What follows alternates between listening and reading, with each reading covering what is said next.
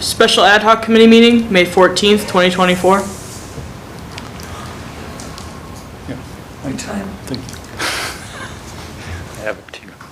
Okay, Bucyrus City Council Special Ad Hoc Committee meeting for the creation of the Bucyrus City Property Maintenance Code. I call to order at 5:03 p.m.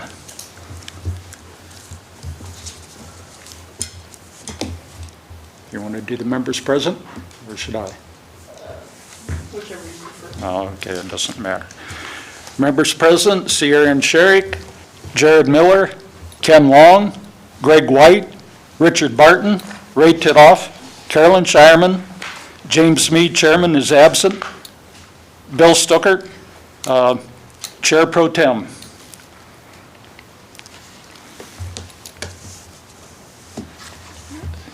Okay, I see nobody in the public here for public participation. Mr. Stuckert, Mr. Chairman. Yes, Mr. Titoff. Can I speak during the public participation part? Would that be okay?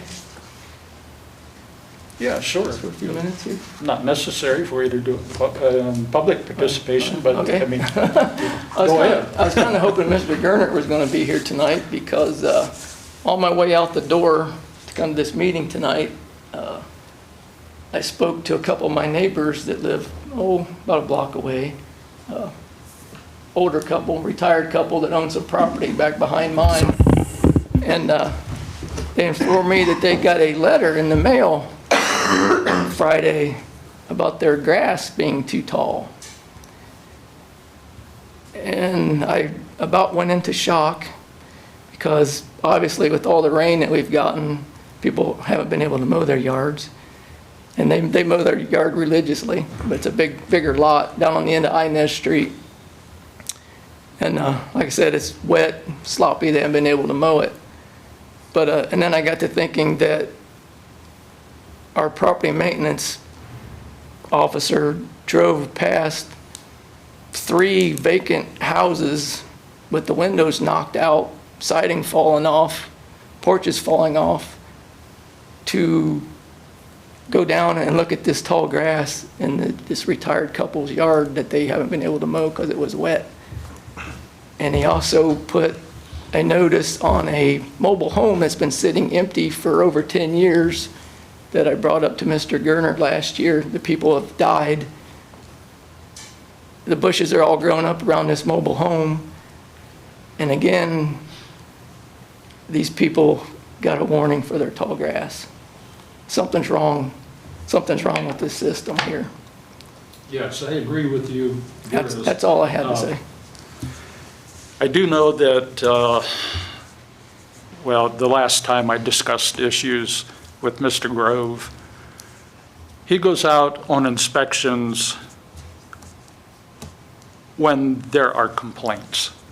So, I mean, it's not just randomly. He goes out and looks at places to cite.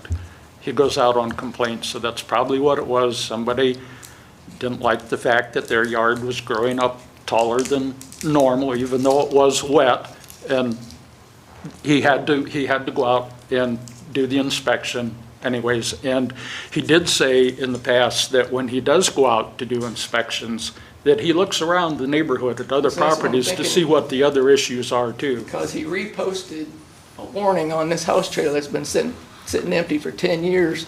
He reposted, looked like the same, I just saw it on my way up here. I didn't stop to look at it, but it looked like the exact same post that's been on there for 2 years, hanging on the side of this house trailer. So there's a new one on there now, over top of the old one, and he must have looked down the end of the street and seen this field. But let me also add that these people came up to talk to him on Monday, and they were told he works part-time, he's not here. So. Exactly. And I understand that because the city doesn't have the finances, Right, along with to hire everything a else, person. to have a person in a full-time position in there. So, That just kind of upset me a little bit because these are really nice people. Like I said, they're retired and haven't been able to mow this yard because it was wet. And they get a letter in the mail threatening them to fine them because of the tall grass when you got to drive by all these dilapidated houses. It's a little and ridiculous. that's one of the issues that I wanted to try to get corrected with this committee, is to get those notices changed, at least the first notice, not to be such a drastic threatening letter. A nice reminder for the first letter, not a threatening letter. This couple's worried that there's gonna be something on their record now that they've got a notice or a warning like that, so. I think the first thing I said when our first meeting was that this isn't worth the hill of beans if we can't enforce any of it. So, that being said, thank you. Right, right. And I mean, it's just like with traffic violations, you know. Our police department out there on the streets, they don't cite every single violation that they see happening. It just pretty much can't be done. Right. You see a lot of So verbal warnings. it's kind of the same thing as with this. A lot of things are kind of overlooked unless they become really drastic issues.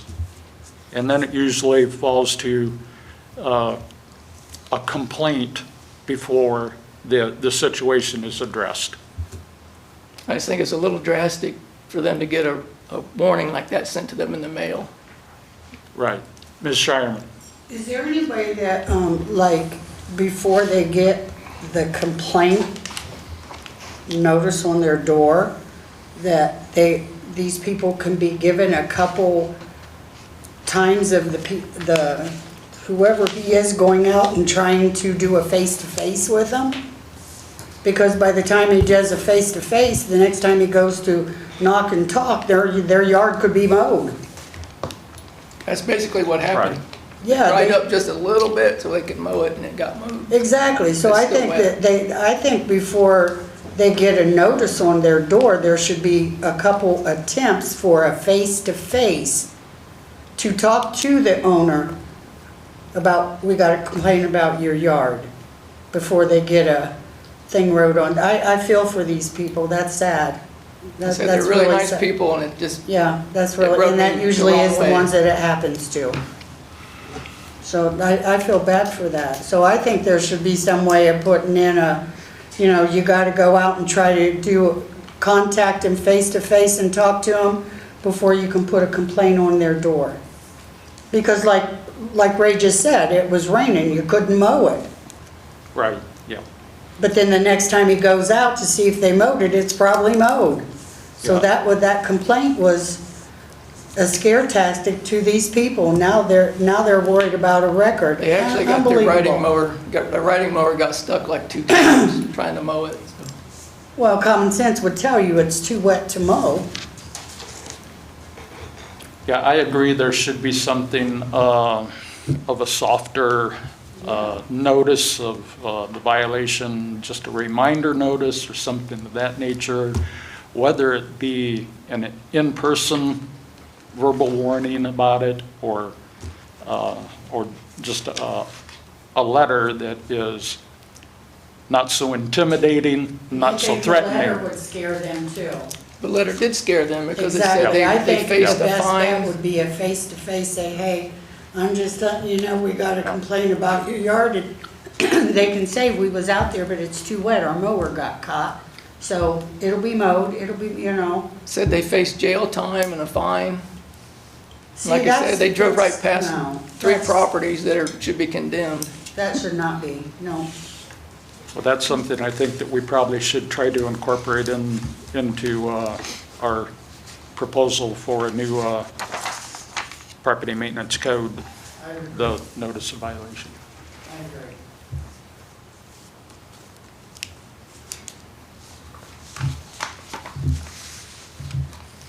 So do we want to come back to that later, or does somebody have a, My summer job,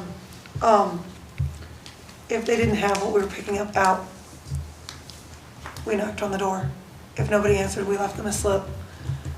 it could kind of be the same thing. If he's driving up the street checking out these places and happens to see this or gets a complaint, he could go knock on the door, they don't answer, leave a little slip, hey, I stopped by, just so you know, as of this date, it was noticed that your grass was too tall. This is your first warning, let me know if you need assistance in this matter. And that way, if it's there in a week, you know it's a problem. If it's not, it's not. I mean, that'd be quick and subtle, because there's no way anybody's got time to keep going back out and back out. I mean, he really does only work 20 hours a week. But at the same time, that would have been a lot nicer, hey, I was in your neighborhood anyway. You know, because he has to look at it, so if he looks at it, he could knock on the door. He could leave a little note at that point if they don't answer. If they answer, he could still leave it with them, or he could just tell them, depending, but that way he's got it marked, stopped past this place, dropped off something at that time. They've been informed.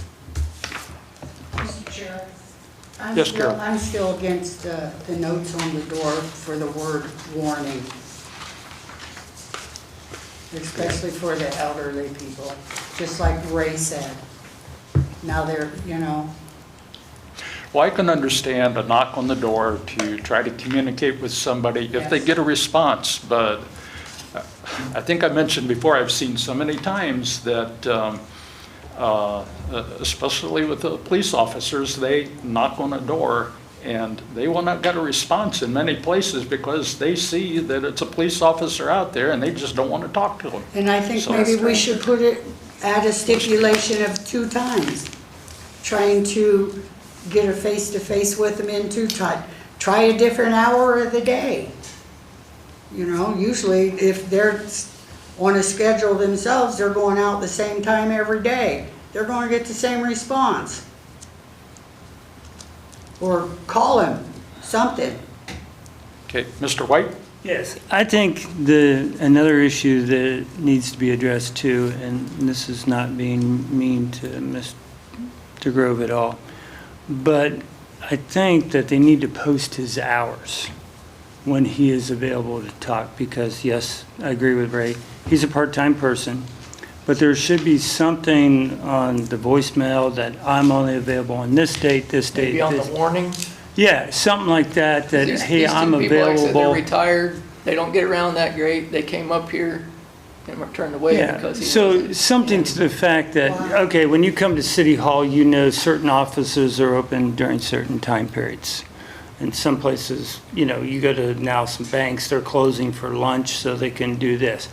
I think that, I agree with Ray on that aspect, that if they are going to get a warning, that there should be, when he is going to be in so they can call him instead of playing telephone tag. Okay? As far as I know, it wasn't on the warning. I just talked to these people. Right, but I'm saying in general, it should be. It's not, okay. It should be posted on the Bucyrus webpage under private maintenance It needs to be department. more visible. I mean, they're not going to get on the internet. No, but I mean, they could call somebody else and say, hey, how do I get a hold of this guy? Or, you know, somebody else could help them out. And I'm sure that, you know, if they would call the mayor's office, talk to Lisa, she could probably help them out a little bit more too. I mean, you know, I know she has a lot of other duties to do, but, you know, at least somewhere else so they could call and say, hey, when is he in? So we can talk to him. That's my. Sure. I say, it's gonna be almost impossible to give him specific hours. He works 20 hours a week. So if he spends 10 of those in court hearings, he's not available in this building at that time. If he's out driving around for 8 of those, he has 2 hours that he might be able to be in here.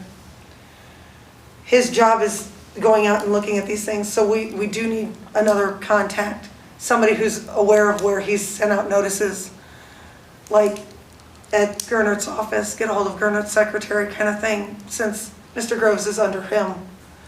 But yeah, there's no way to just give him hours unless they could specify that he could definitely be here on such and such a day for these 2 to 4 hours, because they can't take away from whether or not, who knows if he's gonna be here or here for the rest of the time. But yeah, having a contact's one thing, but trying to give him specific 20 hours in here when he's supposed to be out there, that wouldn't work. It's impossible. Mr. Chair, Carolyn? I think it would be good if he went there. he put on the door who he is, and he should know by his schedule when he would have a free time that he could put on the note and say, I will be at my desk at 1:15 to 1:30 on the 22nd. Can you give me a call then? That gives them the opportunity to call him and the time that he told him that he would be at his desk. Now, there ain't nobody that busy that they can't put a time like that on the desk. At least give him a chance to call him. Well, I know the notices of violations do give the number for the person to contact. And if they call that number, they should be able to leave a message then so that Mr. Grove or the property maintenance inspector can get back to them at whatever time that he has. Well, if he's so busy, how can he get back to anybody? Well, see, that's the problem. He just doesn't know what his That's why I free said- time is. And that's why I would say, if he was going to go out and put something on their door, put a note on there, I will be in my office at this day, at this time, so they know to call him. What Ray just said, they come up here and wasted a trip, they got turned away. That's because that he doesn't know what his free time is going to be. Well, That's the problem with it. well, then And that, because- then there's because a of the problem fact- in his scheduling. The limited hours that he has. Right, but That's it's the still a problem within his Yeah, and that's the limited problem, hour limited hours. scheduling. I think he could do more than he's doing.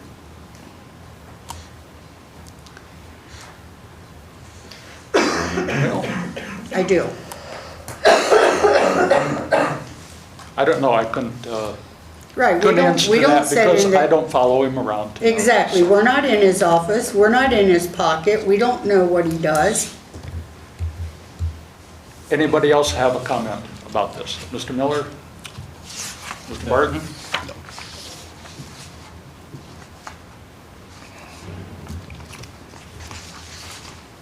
Mr. Long? I've got plenty, but not now. All right. Uh,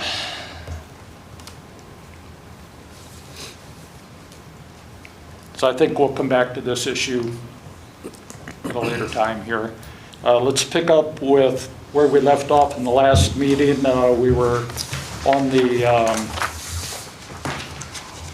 Section 109, abandoned or foreclosed property registration on page 16. I think the last question we had or concern that we had was about a person or contact located locally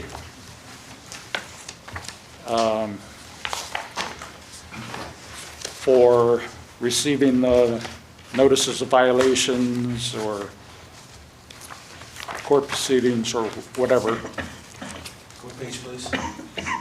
16.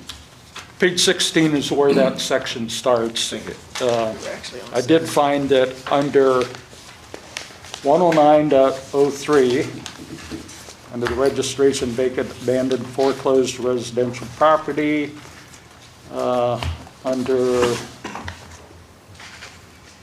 2 of that section, the very last line,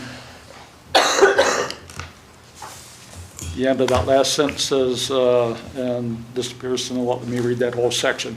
Name, street address, telephone number of the natural person 18 years of age or older, or a business entity registered with the Ohio Secretary of State designated by the mortgagee as an authorized agent for receiving notices of code violations and for receiving process in any court proceeding or administrative enforcement proceeding on behalf of the mortgagee in connection with enforcement of this chapter, and this person or entity must maintain an office in Ohio or must actually reside in Ohio.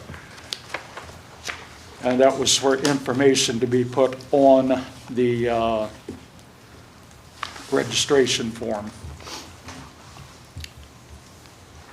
So I don't know if that binds it as a actual requirement.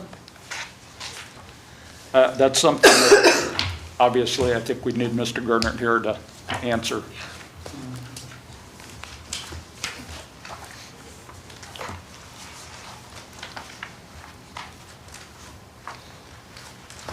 Did anybody have anything else of concern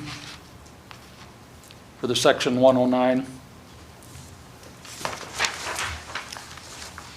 Fees, page 19. Mr. Chair, I did Yes. provide everybody with the draft that was originally made in 2023. That has to do with that section 109.03 and so forth. Yes, you did. Thank you. I didn't know if you guys wanted to look at that as well. Thank you. I did have that in mind to bring up as well. But what did I do with mine?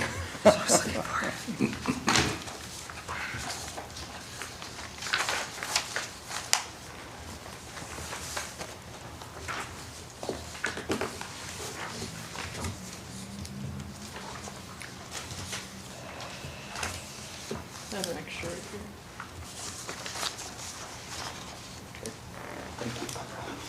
Mr. Chairman, There it is. on page 18, at the bottom, where it talks about fee amounts, I know there's been a small discussion about fee amounts. Yes.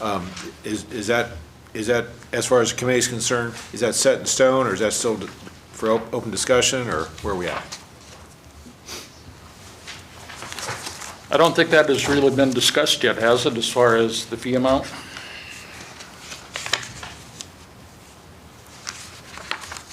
think Brian is checking into that, isn't he? Those fee amounts are different than what Brian has in this draft ordinance.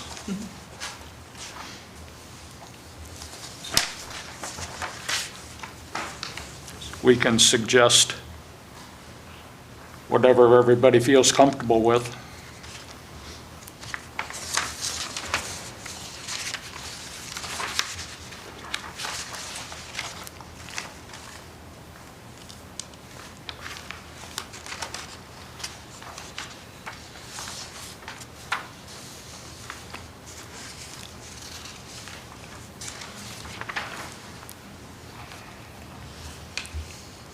Mr. Long, do you have a recommendation for? No, before, I thought we were having a discussion about exorbitant fees, and it was gonna be a yearly thing, and it didn't pass common sense to me, but.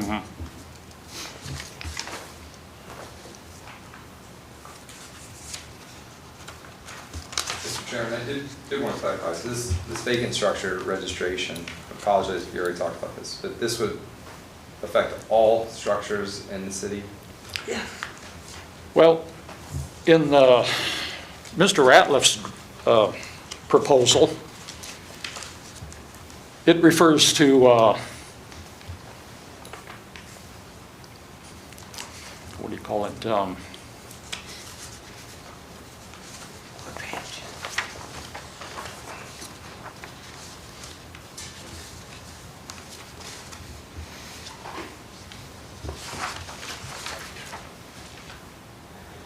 Foreclosed properties. And that's something that I wanted Mr. Gernert here too for, because I just don't know what the extent of our problem here in the city is with properties that are vacant. Is it mostly the foreclosed properties, or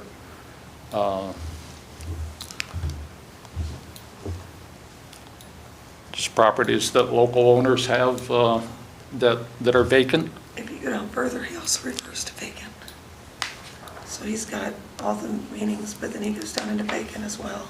Yeah, he does refer to vacant So, as well, but in the proposal for registering, he only mentions mortgagees. Okay, so that indicates that it's the person or entity that has foreclosed on the property, being the mortgagee, that files, So in that The area, vacant. we should have everything that's vacant listed, not just mortgagees. That's what we talked about before. So Yeah. these mortgage companies aren't even in the state. It's like, so good luck getting them to pay.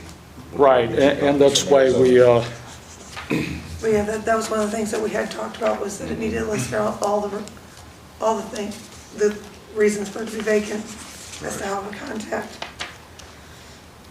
Whether it was foreclosed or abandoned, that all that needed to be a part of it. And he's got it listed here as vacant, abandoned, and foreclosed property registration form, which is H on page 18. For Ratliff's version.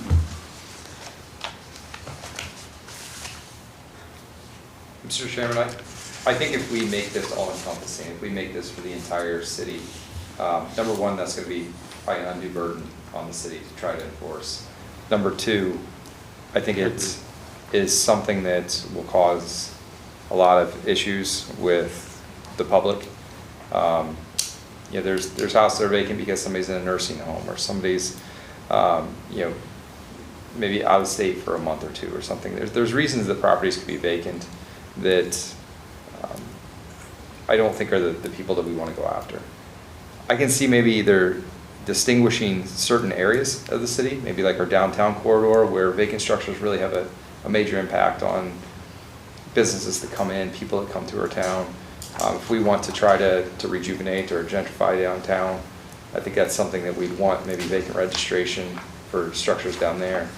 But maybe a lot of the residential areas, maybe a different approach. Go ahead.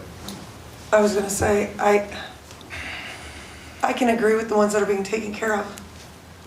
But having lived by a house where it was vacant and not being taken care of, and wild animals were in there, and they were coming out after kids, and they become a safety hazard. It gets really bad. There's a lot of them around town that are not being taken care of, that are vacant.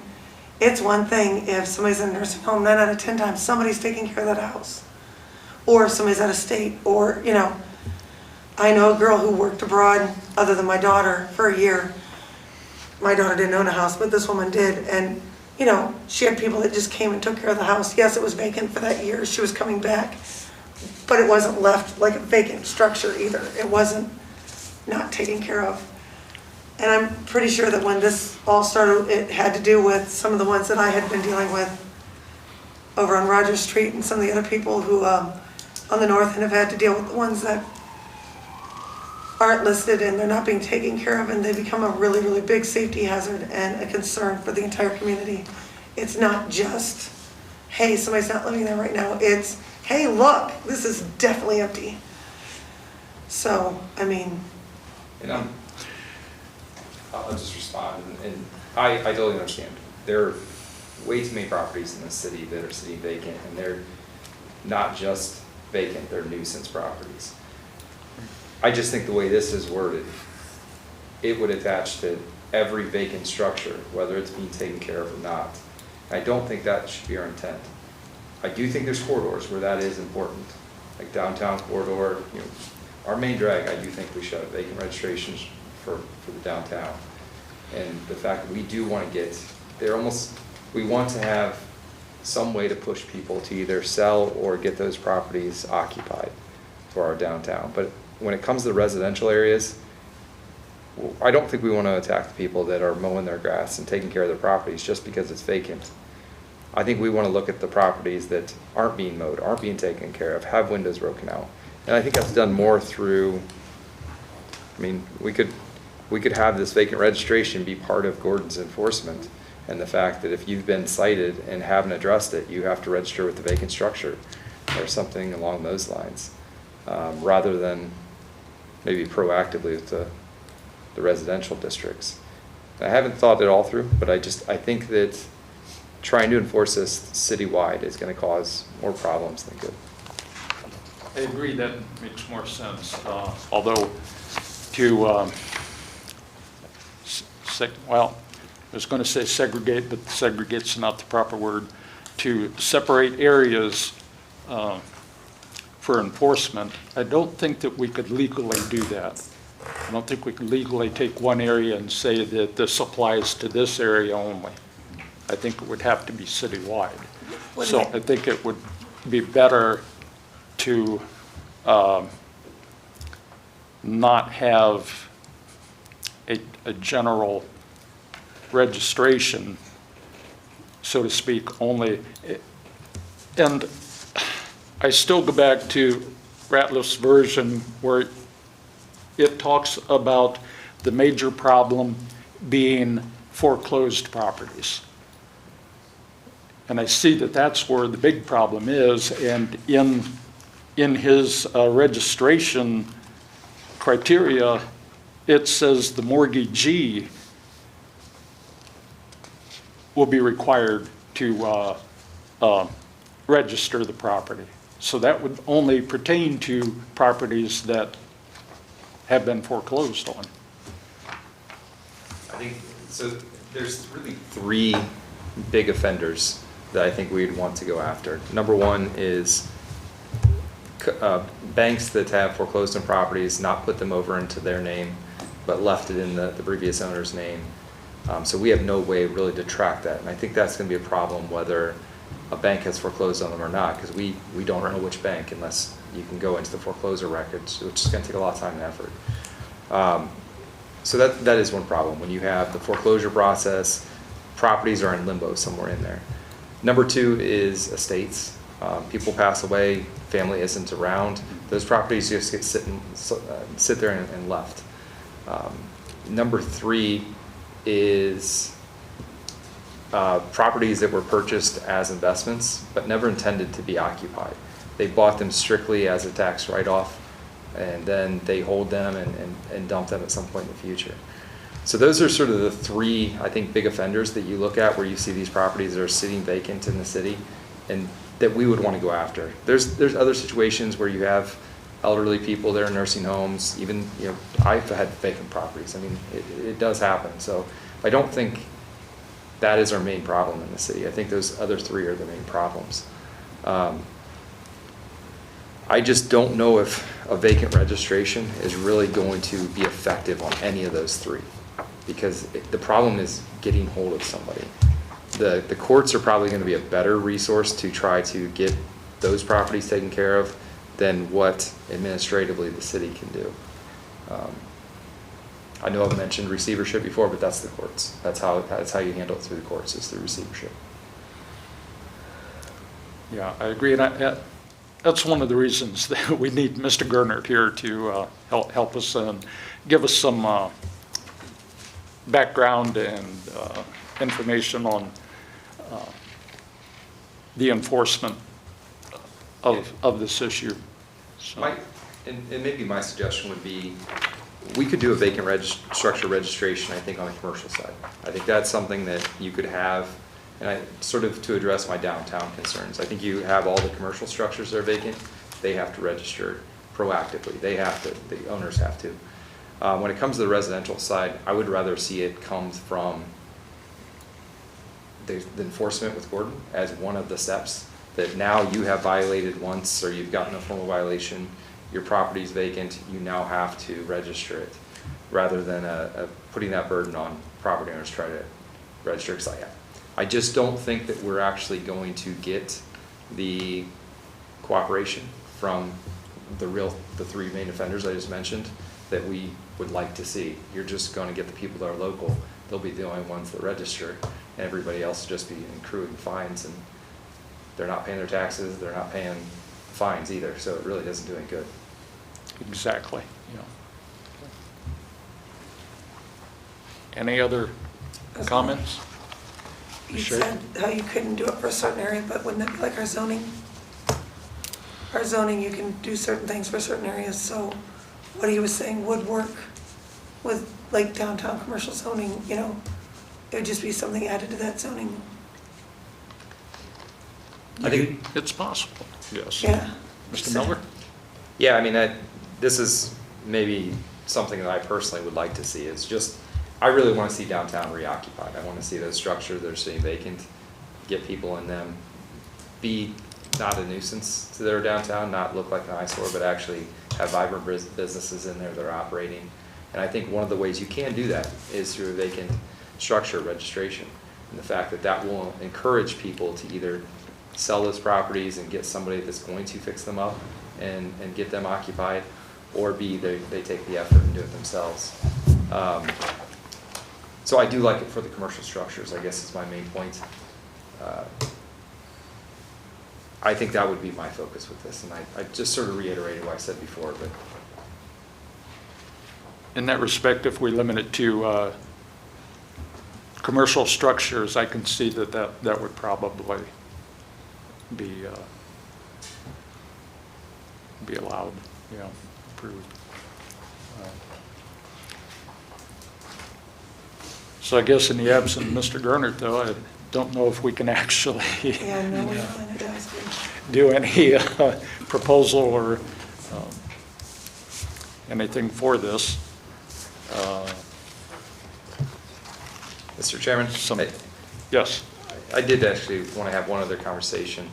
I had, I guess, made a recommendation, and I apologize, I missed last session, I was on vacation, but a recommendation that essentially we have a baseline of the 2024 code, and then we selectively decide which sections would be enforceable by Gordon. And really that idea was to have sort of that Ratliff core group of code violations that we feel are important for the city to be able to enforce readily, have those selected out for Gordon to be able to enforce, then everything else would take a step further. It would require an inspector of some sort, whether it be a commercial inspector or a home inspector, to issue those violations. And that sort of addresses some of the concerns about, Gordon isn't a structural engineer, he's not an electrician, he's not a plumber, and he doesn't really have the expertise. Well, let's have that requirement be that he can't issue those violations. It has to be issued by a home inspector or a commercial inspector. I think it would streamline our process a lot. I know we spent a lot of time going through Ratliff's code, and I still think we can use a lot of what was in there as our baseline of the things that we want Gordon to enforce. But instead of having the two separate codes, we still just have the 2024 code, but it's just which sections are enforceable by Gordon versus having an inspector. Is that still on the table for discussion? I believe it is, yes. Yeah. Okay. One of the things I did notice, though, that in your email, that you kind of were cutting out anything that had to do with interior inspections. Correct. Which I think Gordon Grove is more than capable of, him personally, that is. I don't know about any future inspectors that we may have. But because of his experience with the fire department, he does have that knowledge and capability for doing interior inspections. Absolutely. And I know the interior inspections were a point of contention with this group. That's the reason I didn't include it. I think Gordon does a pretty good job. I have a lot of respect for Gordon. I think he's capable of a lot more than what I put in that. The whole issue was I'm trying to really find a compromise with this group to recognize that there are certain things that maybe are beyond his skills and abilities. And a logical breaking point was external versus internal of a structure. External he can do from the road. He doesn't have to get permission. He can do that. Right. Once you get to internal, it requires permission from either the owner or the occupant in order for him to get in there. That already is sort of that next step. So I also thought that was a good breaking point for the next step, or maybe that's where a home inspector has to be involved. And you mentioned, you can't base this on one person's ability, because that person could change. And so maybe a more all-encompassing idea of external versus internal, because we don't know what the next inspector is capable of. Right. I would think you're going to inspect inside somebody's house. I mean, he's a fireman. If he's going to inspect inside, I would think you'd have to be a certified electrician to look at a breaker box, a certified plumber. Just because he's a fireman doesn't mean he's can go in and say, hey, your electricals. I mean, is he qualified to do that? Well, I guess that would depend on the experience that the inspector has had previously. I don't think you necessarily have to have a certification if you've had the experience, former job experience, that you dealt with those issues. Yeah, the codes change all the time with electrical and plumbing, and, I mean, I deal a lot with Richland County building inspector, with where I work at, and codes change all the time. Sure. Okay. Having seen this from every angle, so for the people to get him to look at the place inside, they've asked him to be there usually. It's usually a renter who's having a problem with the landlord. So when Gordon Grove walks in to find the ceiling falling in and pipes broken apart and it's eating through the floor and there's wires going across because all the wiring is connected throughout the house by brown extension cords that have been eaten away by some creature, but you can see where they're being taken across from one attic to the other. I don't think you need any Be type of qualified to do special that. Correct. licensure Correct. to be able to figure out that this is bad. Right. And that unfortunately is a lot of the things I've seen Mr. Grove get thrown into. No. I could walk in there without any experience. You could walk I in agree there with that. and you're gonna look at that and go, yeah, no. So when it gets to the internal, he has to be invited in. He's not just walking up and going, I saw from the outside that it looks like there's something wrong inside, may I look? You know, so I think we're a little off base as to what could actually be going on there, and usually it's not something simple. It's usually something ridiculously, there's black mold growing up the wall.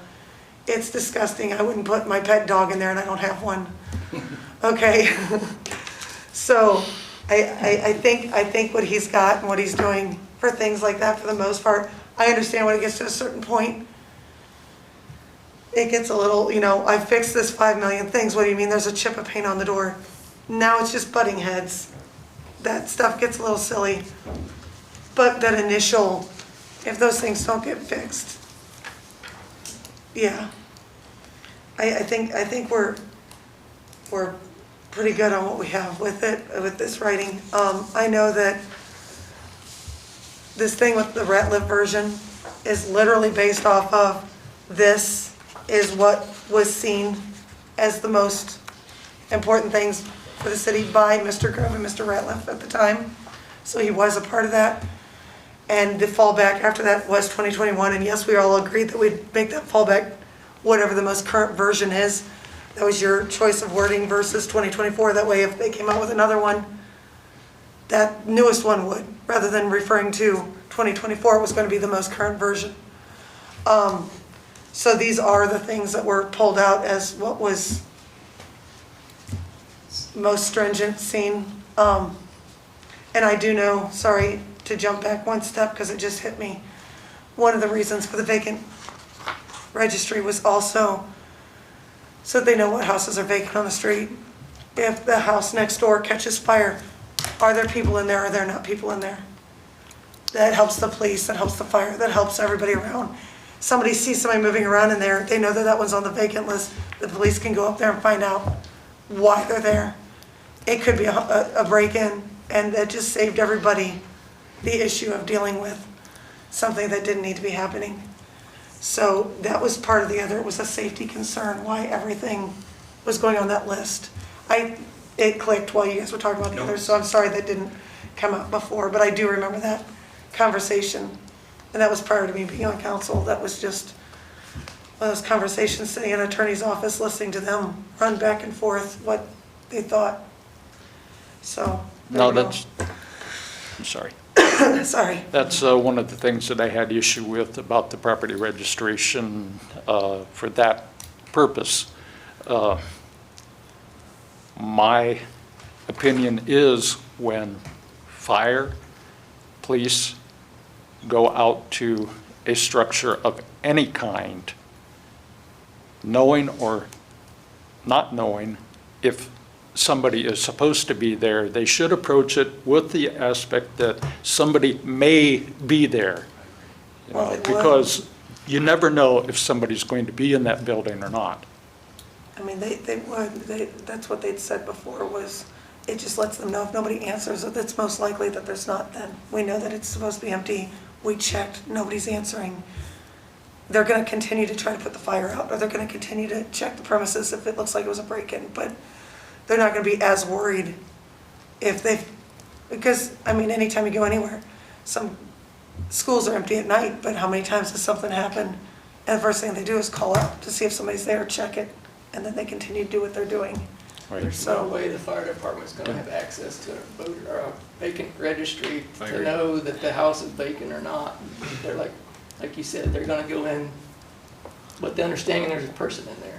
They can't pull out a piece of paper and say, well, this one, no, this one's not on the list. Oh, this one is. Mr. Long. That just doesn't make any sense. 2 o'clock in the morning, this supposedly vacant house is burning. Somebody was in there that caused that.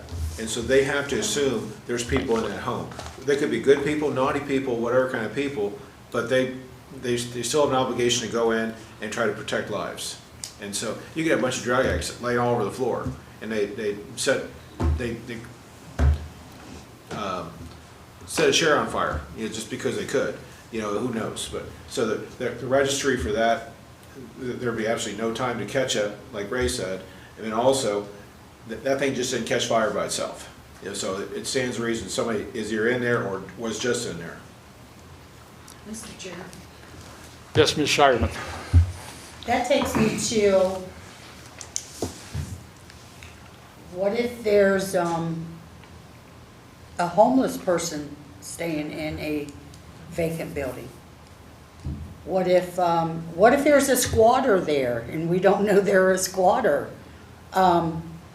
So because they're not on a list that this house is vacant and there's somebody in there, the house is on fire, and they're in a position where they can't scream, help, you don't go in the building? I agree with you. I think any structure that is on fire, they should go inside and see. What about a dog? A stray dog in there and there's a fire. Are you going to go in and save the dog, or are you going to let it scream while it's on fire till it dies because you can't go into the vacant building? That just don't make no sense to me. It seems wrong, but when it comes to an animal being trapped inside a burning structure, we should not have our safety forces entering that burning structure, risking their lives to save an animal. But what if there's a person in there with that animal? And that's something that they do not know unless they Exactly. do enter the building. Right. Usually if there's a critter in there, there's a person in there. I have dogs, Potentially. I know. I do, I have dogs and I know. People don't normally leave their dogs alone if they own a dog. No, but dog or cat will go into a vacant building Right, when but you when it's don't- running Well, then at large, you know. Who makes that choice? Who makes that decision? I understand mean, what you're we could go in a saying. circle with this one, but the bottom Exactly. line is, I think that if the building is empty, go in it. You don't have to be on a vacant list. Right, and that's why I think that a vacant list for that purpose doesn't make sense. Right. Because, and I'm not saying that our safety forces should not, that, I'll rephrase that, I am saying that our safety forces should not enter a structure that is going to endanger their lives Correct. unless they know definitely that a person is in there. And even at that, there's a limit to when they should enter that building. What are they going to carry a Anyways, little tablet that says, you can't go into this one? Just don't make sense. But I do agree with you, there's just, I think it needs to be rephrased on vacant building. You know? Sure, it's okay to have a list of vacant buildings at the fire department and police. So, I mean, after time, they'll know that building's vacant. But what about the ones that ain't on a list and that there's a fire there? Oh, that ain't on the list, you know? And somebody does live there, but because it's on, can't go in there. That's a catch-22 to me. Mr. Chairman, Yes, Mr. Miller. I think at a minimum, we should at least look at, differentiate differences between commercial and residential. I do think we should just register commercial properties, but if we do decide to register residential properties, I think we should make the fees and the penalties much, much less, to the point of maybe even no fee if you register a vacant residential structure. And the goal is not to punish people that have residential properties that are vacant, but maybe more just get that registration done. And then if they don't register a vacant structure, that's when there could be a penalty. I do think commercial should be handled differently, but with residential, I think that's one way that we really think that we do need a registration and not be too punitive on property owners that have residential properties. I would agree with that one. Any other comments on? I agree with Mr. Miller too about the residential, having a fee. That'd make people more apt to register those properties. As far as commercial, I think there should be some kind of fee. Yeah. Since it's downtown, it's right there. I feel there should be a fee for the downtown area, not for residential.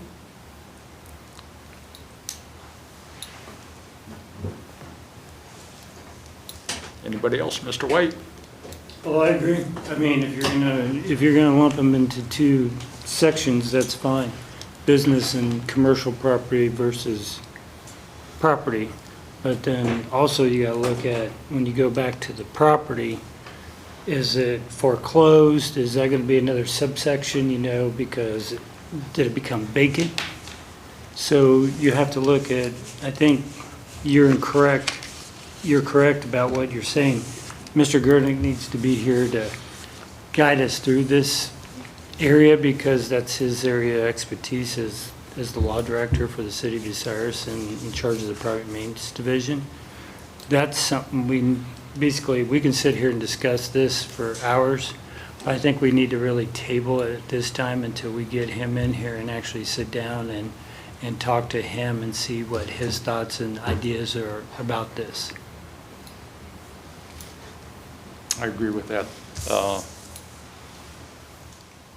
Everybody else all right with tabling this until we get maybe the next meeting, have Mr. Gernert here to answer our questions on this? I would make one recommendation. I actually can take and try to draft this and make it such a way that it is separation of commercial and residential and give that to Brian for his review That'd be rather awesome. than trying to have him draft it. Since he might not hear a conversation, I can take first stab at it.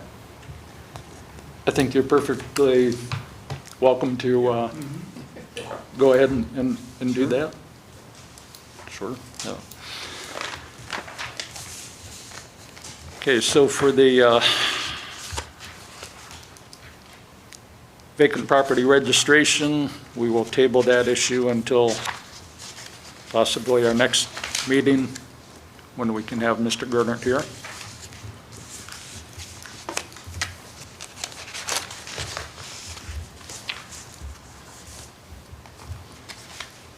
So then what do we have left? 110's the complaint. Pardon? 110's the complaint, page 22.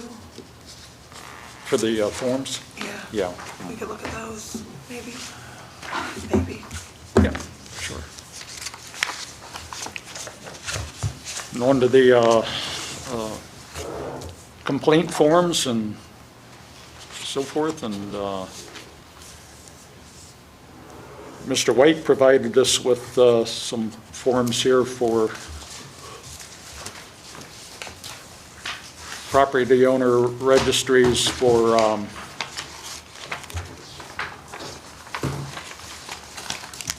rental properties.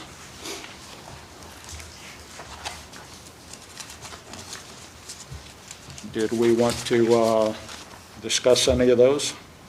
Or wait until we get with Mr. Gernert about the property registrations altogether? Mr. Chairman?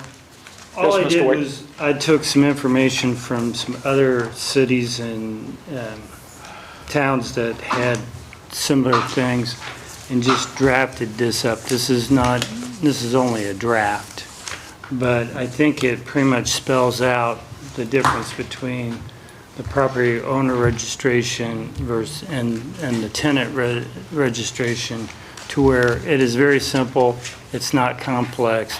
It doesn't have a large fee structure in it at all. I mean, it's basically very simple. And that this information, as Mr. Gurnick explained in past meetings, that this would be easier for him, so they wouldn't have to go around and go and research who owns the property, who's the tenant, blah, blah, blah, where he would have this available to his office and the code enforcement officer too, to know who's the property owner and who's the tenant at the time of maybe a complaint was filed. And that's all it was for.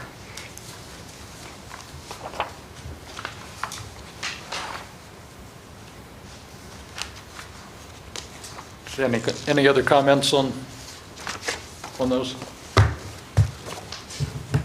Mr. Long? Mr. Ratliff? Or Mr. Titoff, sorry. Ms. Sherry? I do have one comment, Mr. Chairman. So when it comes to the tenant registration, I mean, I do think that's going to be a little bit of burden on landlords. I'm not saying it's not something that shouldn't be done. I'm just saying it is going to be an extra step to every time you have tenant turnover, you go into the city, register that person. I just really want to throw it out there as a consideration that that's not always real practical to do. It does take time. It does take effort to get down here to City Hall to do. I'm not sure if there's a way to make it more convenient, like an online registration or something like that, or maybe when they do the water bill, have some trigger at that point. Oh, you're not the owner, you're a tenant. Here, fill out this registration. I think that might be more effective than trying to have landlords always register all their tenants. I think that approach was mentioned before. about Yeah, doing it and through the in my water. information, the Yeah. tenant has to register Okay. when they apply for the water bill, where the property owner just has to register his properties. So the tenants, basically, I split the difference between the two. Between the property owners, what they have to say is, yes, my property has tenants, how many units they have, blah, blah, blah. But then the tenant has to register, and the cost is $5. And like you said, they could put this online and it'd be charged against, their utility bill or whatever they decide to do. That's up to them. That's up to council to decide what to do, not us. We can recommend, but we can't actually say they could change it. But to make it more easier for the tenant to register. And I don't think $5 is an astronomical fee. And if they want to, they could actually make it for free for so long, X amount of days that they have to register, and then charge maybe a $5 fee for not filing or whatever. But basically, at least we'd have the information, and it wouldn't be a burden on the property owner. All I'm asking the property owner is to tell us, this property at this address has this many units, and I'm responsible for the building, the building as the property owner, where the tenant is responsible for registering themselves, and it can be done through the utility department when they do their water bills. Thank you. Mr. Barton? Anything? Yeah. Ms. Sherman? No, sir. Mr. Long?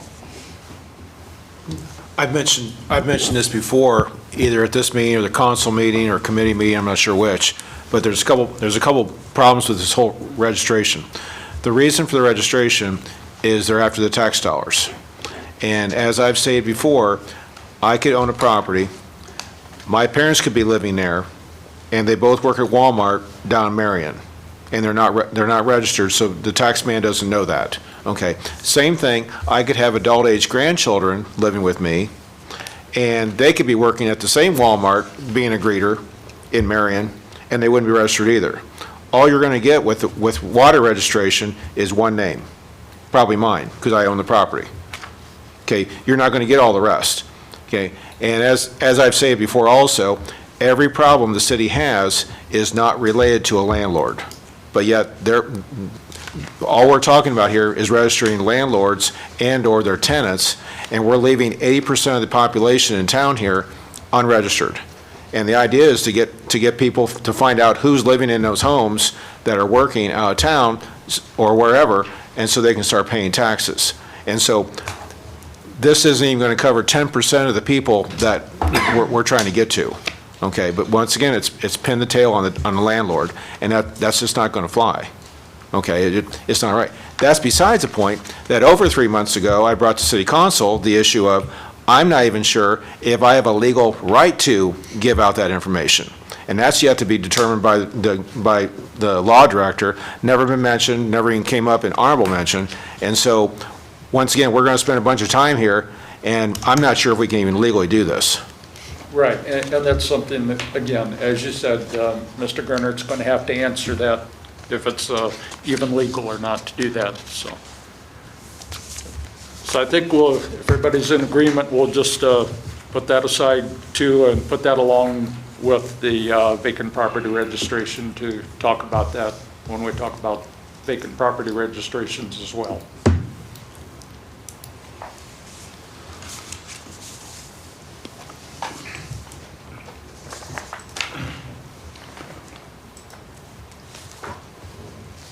Okay. So we have the citizens complaint form.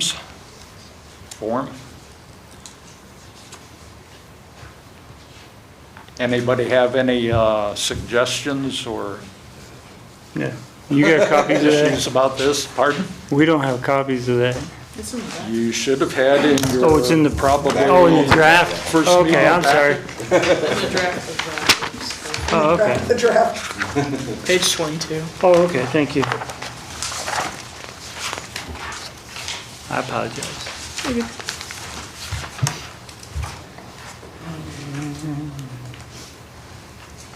What document are we looking at, please?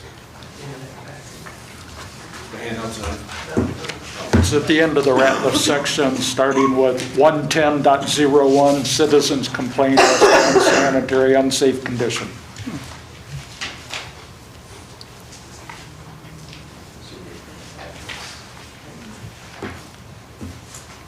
Do we know what they use, the property maintenance office uses right now as a complaint form?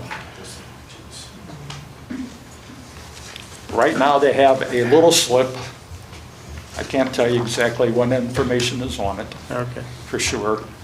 But one of the things I will say is that Mr. Grove indicated that he prefers not to know who the complainant is.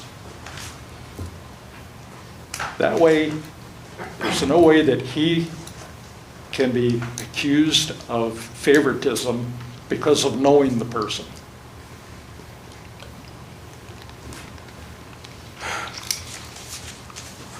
I'll agree with that. I mean, that's, anonymous is always good, but sometimes anonymous is bad for a property owner, but, I mean, I understand a complainant's a complainant, and I agree with that he wants to stay non-biased about things. Could we get a copy of that form maybe for the next meeting? We will request that. I can grab one out of, I think there's one Either on the door down offices. there, isn't there? yeah, I can just grab one out of the offices and scan it and send it to all of you. Thank you. I would say any written record of a complaint, written record would be public information, so if it has a name on it. Not always. Okay, so. Some complaints are done by telephone and done anonymously, either to the law director's office or to the mayor's office. So, yeah, and the form that they do have does have a place for a signature on it, but, or name stating who the complainant is, but they don't necessarily have to fill that in either. It can be an anonymous complaint. Mr. Chairman, Yes. that may be what's going on. That doesn't mean it's the right thing to do. Because it seems reasonable that if I could get a fine, or I could sit in jail for 6 months, or I could end up whatever, I should have a right to my accuser. Because if this is gonna be like a court process, that accuser's sitting in that room. I'm just saying, we can't just willy-nilly this thing through. This isn't correct. You know, Well- for example, if it's a Hatfield-McCoy situation, that person being accused should be, they should know that. And I know for the last 10 years, they've always hidden behind, whenever there's a complaint and whenever it's been asked where it is, well, we don't have to give that to you. Well, that's public information. Now, it's never gone to court, okay, but that's public information. And until it does go to court, that's when the feet's gonna hit the fire, and that's where people like the law directors, or previous law director, didn't even show up for court. So it's that kind of things, because they know they go in there, they're gonna set policy then, where if the case just gets dropped, nothing, there's no change. And that's why I'm here to try to correct this stuff, so it's fair for all. But that would be like somebody calling the police department and saying, there's somebody breaking into my neighbor's house. The police go out there and they catch the person in the house. So the police actually caught them in there. The neighbor that saw them in there really has no part in it then. They just called and stated that somebody was breaking into the neighbor's house. The police get there and apprehend the person that's in the house. Then there's no reason for the neighbor who called to even be identified. Okay. I'm not an attorney, but I think there's probably a difference between an act of crime compared to this person's got tall grass. I agree with Okay. Mr. Stuckert though, So- because Gordon Grove is going to go in there, and if it's found, it's unfounded, the complaint's unfounded, it's dead in the water. Exactly. So the person should stay anonymous. Okay, but He's not gonna go in there and send somebody to court for something. okay. because it If finds- it's not a legitimate violation, Exactly. the property maintenance inspector will inspect, identify that it is not a legitimate violation, It's done. and nothing will be done about it. So Okay, but, therefore, the property owner, or the person who receives the notice of violation for it, then, well, there would be no violation then. Would be no notice of violation if there's, There's no. but no Ray's issue. comments earlier, I took, his point was well taken. When grandma has this tall grass, and she gets rode up, and Gordon drove right by 4 properties that are vacant, or doors off, or whatever the case may be, and nothing's done. And I know we're gonna fall back on, he's only working 20 hours a week, and there's not enough time, and yada, yada. There seems to be enough time for some, but not enough time for others. But And that's Sorry. because, at times, there's definitely selective enforcement. And that we're not going to resolve this in this conversation, but it's still lurking out there. It still has to be discussed, so. but we do not know that Gordon Grove didn't take action on those other properties that he's seen, because we only heard about the one with the tall grass. Okay, and I'll drive by tomorrow and I'll check every house on Inez, and we'll see how many signs are posted, you know. We could do this all night. I mean, I'm just saying, it's gotta be fair and it's gotta be reasonable, and that's all I'm after. So these houses on Inez are ones that, What's the you first know, step? have been complaints against them for for violations? I have no idea. I wasn't Okay, aware well, of it see, until that's tonight. the thing. Gordon Grove works on complaints because he isn't a full-time, he only has so many hours that he works on complaints. That's the way it's been since the beginning. I think we were When they talking first about whether or developed not the- It should be anonymous or a person's name being brought up. I think it should stay anonymous because there's no reason why the person that's doing the complaining should even be brought into it if Gordon finds it unfounded or not. So Gordon's the one to decide that, and the person complaining shouldn't even be involved at that point. This would took care of your tall grass issue on Inez also. If that person, whoever made that complaint, had to sign away on it, that they complained, they probably would, oh, I'm not gonna go do that. But if I can go chase that old woman across the street and cause her grief, that's what I'm gonna do. There's a reason why you have to put your signature on it.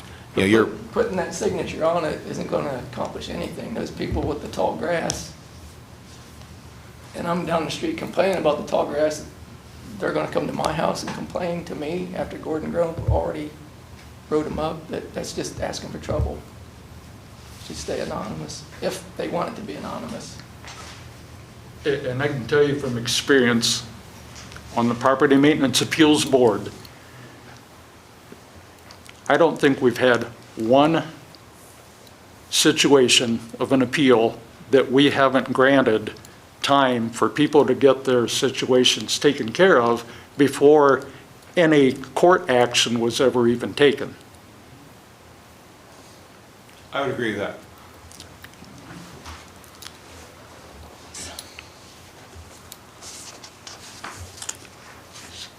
Anybody else? Mr. Miller? Yeah, my 2 cents is, number one, that I like the anonymous. I think it eliminates some conflict between neighbors, property owners. If you have it be where the person knows that person turned them in, I think it's just gonna be continual confrontation between them. You have the checks and balances of, number one, Gordon actually finding a violation. Number two, you have the appeals board. So there are some checks and balances already in place. Number two, I guess I like the idea of some written complaint, even if it's a phone call that came in, that they have to do a written documentation of what was said in the voicemail, in the phone call. I do think that that's something a property owner should be able to get a public records request and get what the actual complaint was, so that way they can look at it and see. I don't think there should be a name on it, but I do think that there should be a written complaint. I agree with that, yeah. Anybody else? Mr. White? No, I'm good with that. Mr. Barton? Ms. Shireman? Ms. Sherry? Mr. Titoff? Okay. I'm good. Mr. Long's good? Okay. So,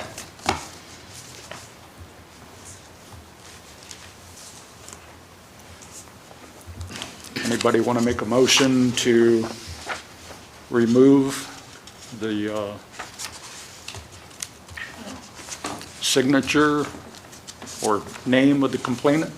No, I think if somebody wants to put their name on it, Copy of the one that we're using now, right? yeah, we need to see what they have. But if somebody wants to put their name on it, they're gonna write their name on it. It may say optional on it now. Yeah. We don't know until we see that. Name of complainant optional. Yeah. But, I mean, it could already say that, like, we don't know what it looks like right now. Okay. So then that part of it we will table until we can get that copy of the current.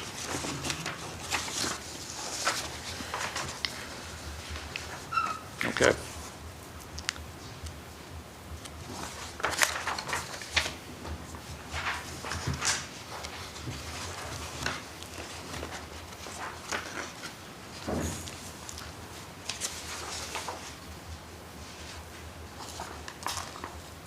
So in section 110.02, notice of violation.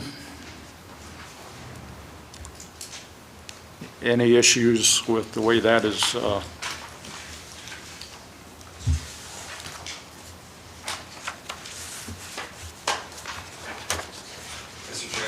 I know we talked about the softer first notice. Maybe this is a good time to talk about that. Yes, good idea.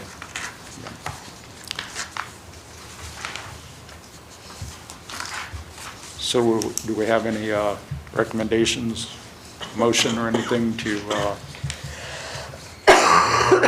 because we really don't have a copy of the actual notice of violation here either to refer to. So we need a copy of that. Yes. Miranda, Miranda, please. can you please get a copy of that for us also? Thank you. Mr. Chairman, I was wondering if we could maybe have, I guess either one of us can research to see if there's a more of a warning type violation that we could copy, or else if Brian could look into that and bring it to the next meeting. Sure, yeah.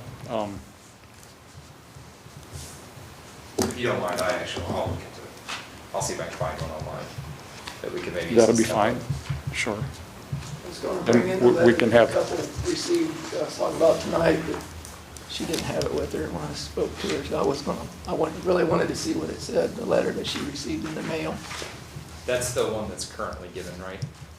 as far as I know. I don't know if it's like their first warning, second warning, I don't know what it says. So I think going along with your original conversation, it is pretty harsh, and I think it's too harsh as well. So that's the impression I got. I'm fine. It said fine and up to jail time. Yeah, the first, very first notice of violation says up to $1,000 fine or 180 days in jail. I believe that's what she said. I think maybe that first, as we've talked about, having a softer first notice, I think it's important. So I'll take a look and see what I can find. Absolutely. Research that and we'll ask Brian to Review it. see what he can come up with. Miranda, can you pass that on to Brian then? Good, thank you. And I can try to get what they currently use in all of this as well through Brian, so.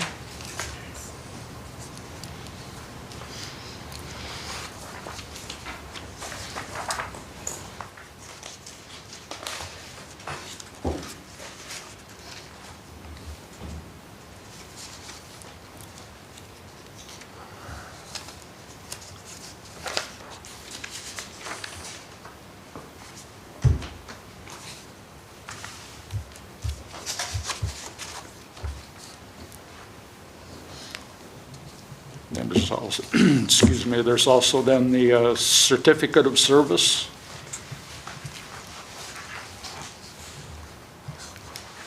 I think that's mainly just the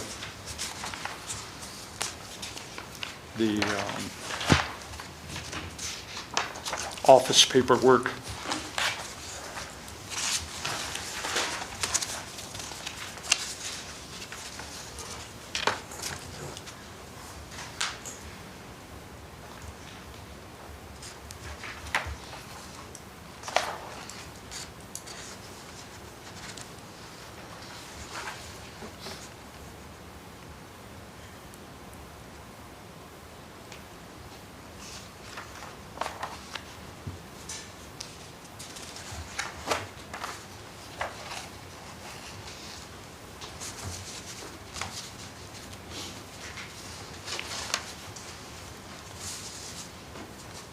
Section 110.03, civil citation.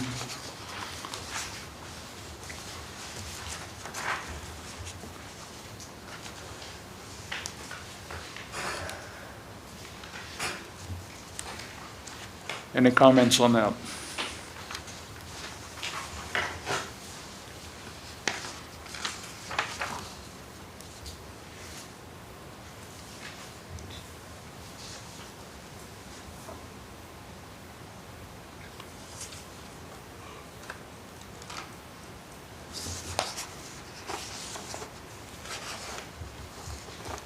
Mr. Chairman? Yes, Mr. Long. Under paragraph A, it talks about the different first offense, second offense, third offense. Those numbers are probably okay. I've never understood this, the next sentence, though, about each day, the fine gets doubled. And I don't know where people even think about writing that kind of stuff. Yeah, that's a question I had for Mr. Gernert also. So, I think we need some explanation on that.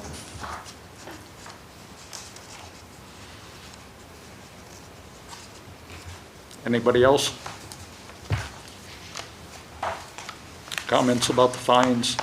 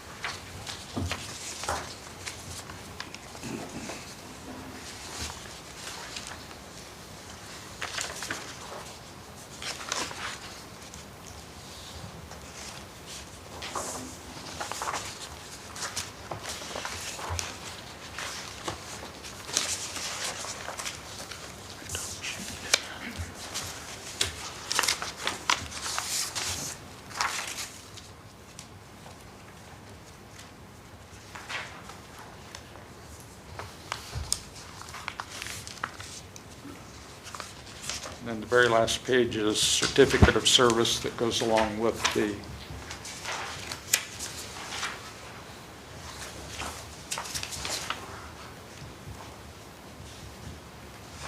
civil citations. Any comments on that? It's very brief.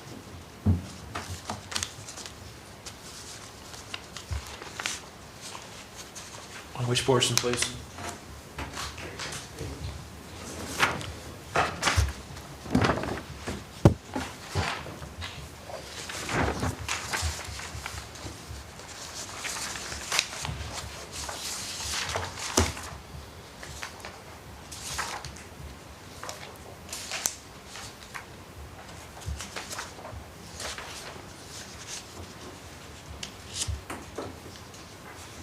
Mr. Long, did you have something there? Yeah, I'm back on page 26, under 26. under B as in Baker, about the fines being sent to the county.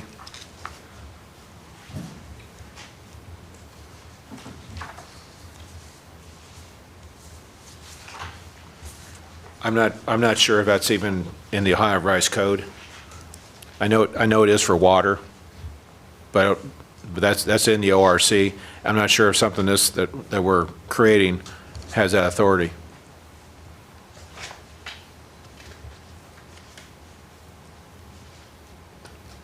Okay, again, that'd be a question for Mr. Gernert. Okay. And then down under paragraph D,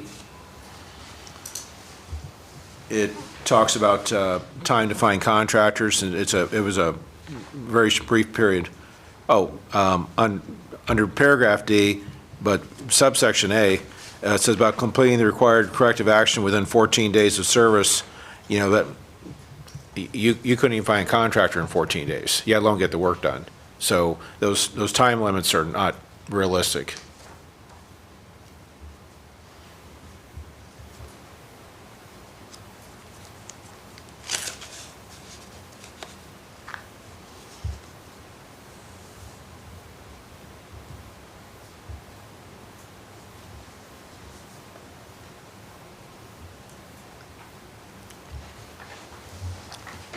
Any other comments on that? Mr. Miller? Mr. White? No. Mr. Barton? Ms. Shireman? Yes, sir. Ms. Sherry? No.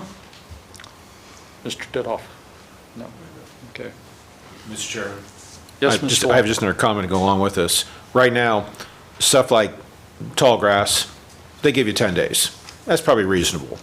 Okay, and then something more stringent than that, it's usually 30 days, with the caveat that if there's a level of cooperation, they'll give you more time, all that, okay? Where I don't know where this 14-day thing came from, besides it's in a different document. So now we're gonna have 10 days, and we're gonna have 14 days, and then we're gonna have 30 days. And I can't tell myself which items are which, and who's gonna determine that.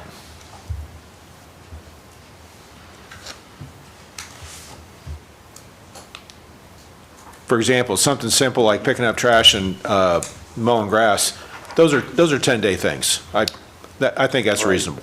Right. The other stuff, you start doing foundation work or have to fix a door or get whatever done, you're talking 30 days at a minimum just to, get something accomplished. Mr. Chair. Yes, Ms. Shireman? Mr. Long, you're a landlord, right? I am. What would you, depending on the circumstance, okay, what would you, as a landlord, consider to be the certain amount of time? I think what they're already practicing right now. That's why I said, we have a 10-day window for stuff like picking up trash You're right. and mowing grass. That's reasonable. Yeah. And then for more extensive items, it's typically 30 days. And so this gives us another outlet of 14 days, which I don't see where that has any value. So what would you change the 14 to? I'd change the 14 to 30. I would agree with That you. sounds So right. we're adding fluff into this. Yes. When we definitely don't need more stuff. I agree with you. Okay.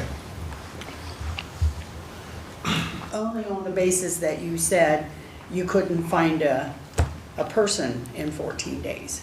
Right. So, yeah, I agree with you. Hey, maybe you want to get 2 or 3 estimates. Right. You're gonna go with the first person that comes along. Right. Now, how do you separate tall grass from inside electrical work? 30 days, that tall grass? I guess what he was saying, 10 days for trash or trash, Separate grass. that in the Yeah. wording? Yeah, separate them. I would think by the severity of, Yeah, that's how you base it. Right. Yeah, but Right. I'm using, the least extensive would be like trash or tall Right. grass, where the other stuff's a lot more hairy, you're bringing people in, it just can't be done in 10 or 14 days. I'm just wondering how you separate everything. and put There is no way. each category. That's where hopefully the city is more cooperative, and say you go through your first 30 days, and, the work's not done, you've got contractors on the hook, they got to work in their schedule, yada, yada, and the city's been real cooperative with that. That's a valid point. Their point is, the bottom line is, they just want the work done. So they are willing to and have given people time, including me, to do the work, as long as there's progress. If you just sit back, Right. like people on certain But parts of town. the time they have it is kind of like, who thought of that? I agree. there's people that push the envelope. No, give me 30 days, Yeah. Oh, yeah, well, Yeah. they hang themselves. Right. I would even go with 45 days, considering the fact that you might want to get estimates from a couple different contractors. I agree. I think when it comes to plumbing, electrical, structural issues, that a submission of corrective action to be required within 14 days, not the work completed within that period of time, because even 30 or 45 days may not be practical depending on the contractor and their schedule of when things can be taken care of and corrected. And if you look at that house that just got torn down from the tornado, if we gave them 45 days, it might have fallen on someone before it got done. So I think it really depends on the situation to begin with, so 14 It days does. to bring in a corrective action sounds good.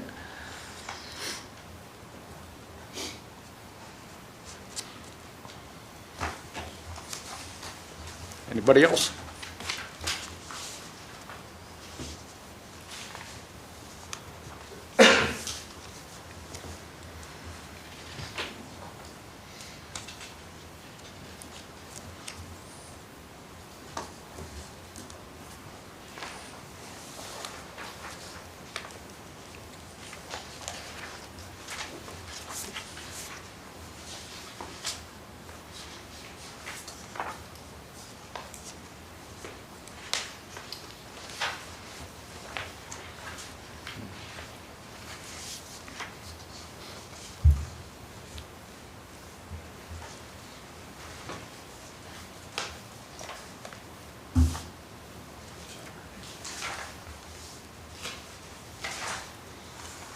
So would anybody like to make a motion to change the wording of this to require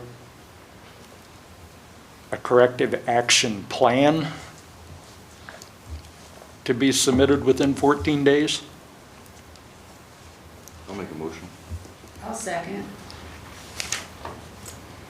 Motion by Mr. Barton, seconded by Ms. Shireman. All in favor? Aye. Aye. Opposed, same sign. Motion passed.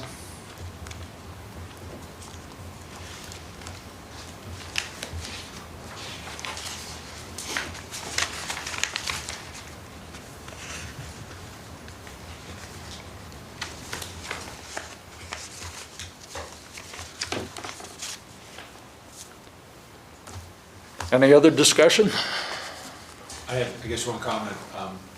What we just voted on is a good piece of document, but when you have a violation, you have two choices. Either do the work in either 10 or 30 days, as it stands, with extensions if needed, or you have to file your appeal within 20 days of notice of the violation. And so I bring it up, not to be annoying, but just to how the figures work. If you're requiring this in 14 days, but a person has 20 days to go to the appeal process, you're filling this thing out. You see what I'm saying? Well, I see that with an appeal, you're saying, I disagree with the violation, okay?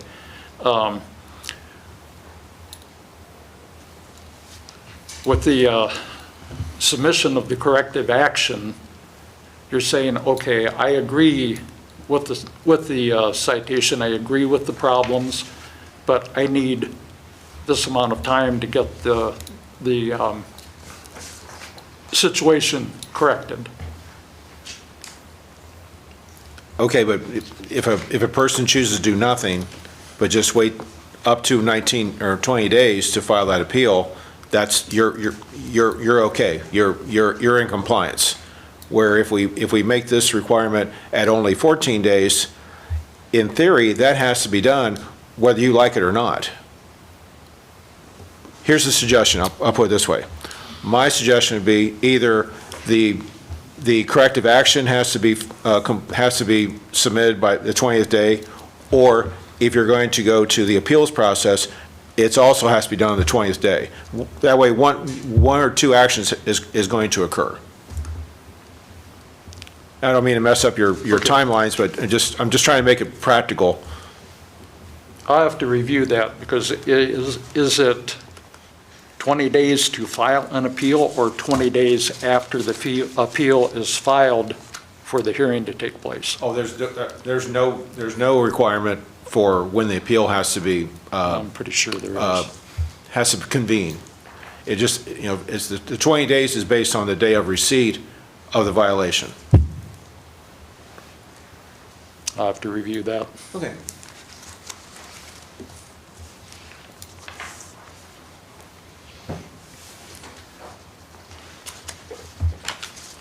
So any further discussion for this evening?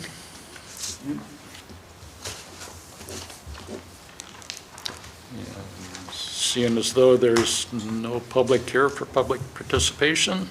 Mr. Chair, would you like Yeah. to schedule the next meeting? We sure will, okay. Is Mr. What? Me available? Yeah, because 2 I weeks will- from, I 2 will weeks from contact today. him. We have, 2 weeks from today would be a public hearing, so we can't hold it until probably June 11th would be the next time that we'd be able to meet. Unless we wanted to do a different day other than Tuesday. Can we do it the following Thursday night of that week? I don't know that I'm available, but you Oh, guys okay. can. no, Ms. Shireman? Mr. Chairman, I have one question. Yeah. How many landlords are in this committee? 1, 2, 3. Jim's How many? one. Can I have you raise your hand 4. so I know? Because you know what, you guys? I think the committee should, I like to hear what you say as a landlord, so we can base our changes or whatever we do to complement you also. That's how, and I wasn't sure how many landlords are sitting on here, so, There's at least So 4. what? One. Mr. Miller? And who else? Mr. Martin? so Mr. Mayor, Mr. Chair, you say For 4? me, 3. And Yeah, me's Mr. the Mead. landlord. Okay. Your Sorry. final answer, sir? My final answer? Yeah, how you're the many? chair. Three. Too many people were, so I have no idea how We have a many. count of 4 at this point, I think. Thank you, sir. Thank you. You're welcome. Okay, so for scheduling the next meeting, suggested Thursday following what, the date It of would be that the special? 30th, but you're not available. I'm not available. I was gonna say, and I thought Jim said he couldn't do Wednesdays or Thursdays. What time? Can't do Wednesdays or Thursdays. Okay, because council meets on what, June 4th? Yes. Okay, so yeah, it would have, or, and then committee meetings the 6th, we got on my schedule. So yeah, you're right, June 11th would be the next meeting. Unless somebody, Push it out that Mr. far. White, We're what do really you think? stretching this out, but June if 11th? that's what we need, then And it makes it more difficult because our videographer or our communications director, she's not available on certain days as well, so I'm kind Right. of basing it off of that too. okay. So that's Tuesday. Yep, that'll be the Tuesday, the 11th. Tuesday, June 11th, so our next At meeting 5 will or be 6. Tuesday, June 11th at 5 o'clock. Is that all right with everybody? 5 o'clock. Okay. Mr. Chairman? Yes, Mr. Long. Before you conclude, did we discuss page 27 as far as certificate of notice? Or, I mentioned that, I didn't get any response on that. Well, they were gonna go get together Let's some see. more and see what we could do to better it. 27 was the certificate of service for the,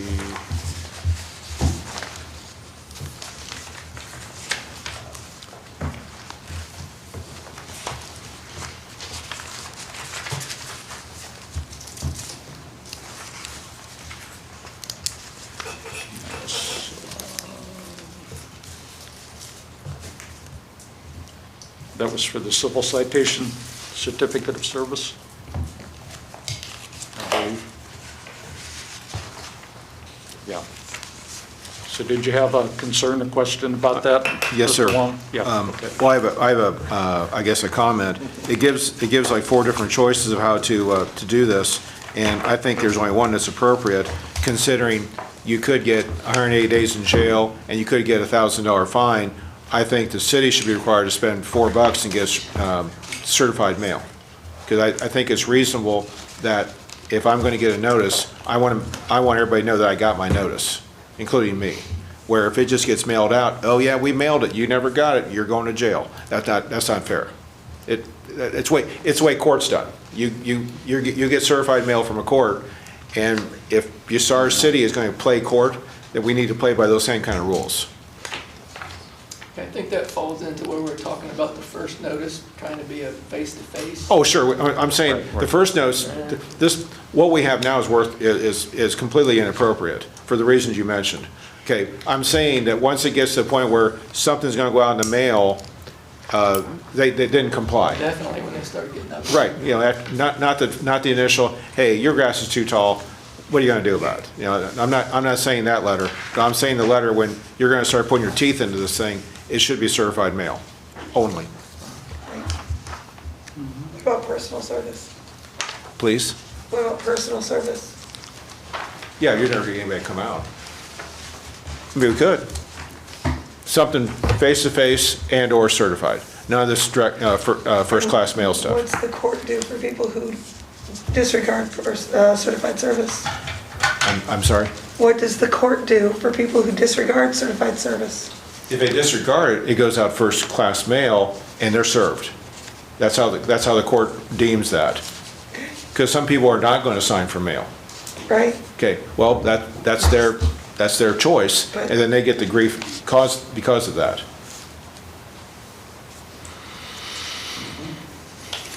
So that means that first-class mail is still acceptable? No, it's not. You can't twist that either. It's certified mail first, Right. But and then if the certified mail comes back because somebody chose not to sign for it, which is what's happened, then it goes out first-class mail. That's not the same as first-class mail only.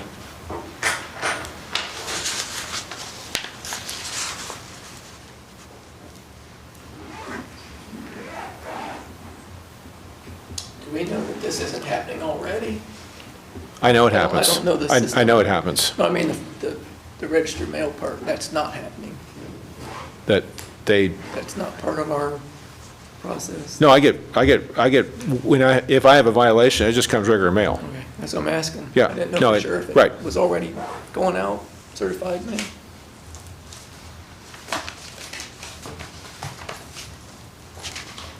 Yeah, I think we need a little more input from Mr. Gernert on this also, Okay, thank you. so.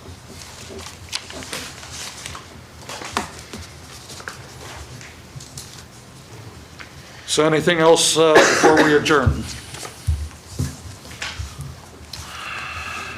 Motion to adjourn? Second.